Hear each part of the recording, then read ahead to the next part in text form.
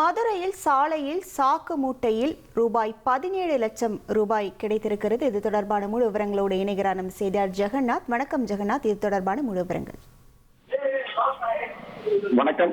மதுரை மாநகர் சிம்மக்கல் பகுதியைச் சேர்ந்த சிவபக்தரான செல்வமாலினி, இவர் மதுரை மீனாட்சி அம்மன் கோவிலுக்கு பல்வேறு ஆன்மீக பணியில் ஈடுபட்டு வந்துள்ளார். இந்த நிலையில் பாத்தீங்கன்னா வழக்கம் போல நேற்று இரவு கோவிலில் இருந்து இந்த செல்வமாலினி வீட்டிற்கு புறப்பட்டு சென்றிருக்கிறார். அப்போது மதுரை வக்கீல் புதுத்தெரு சந்திப்பு பகுதியில சாலைக்கு நடுவே பாத்தீங்கன்னா ஒரு சாக்கு மூட்டை ஒன்று கிடப்பதை அவர் பாக்குறாங்க.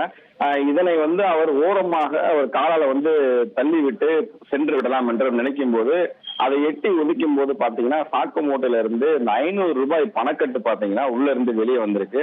இதனை பார்த்து பதட்டம் அடைகிறாங்க செல்வமாலினி. அருகே இருந்த அந்த பாதுகாப்பு பணியில் இருந்த காவல்துறை வாகனத்தில் இருந்த காவலர்களை அழைத்து அவர் இந்த சம்பவத்தை கூறியிருக்கிறார். இந்த சாக்கு மூட்டையை பிரித்து பார்த்த போது 500 ரூபாய் பணம் சுமார் 17,50,000 ரூபாய் கட்டுக்கட்டாக இருந்தது தெரிய வந்திருக்கிறது.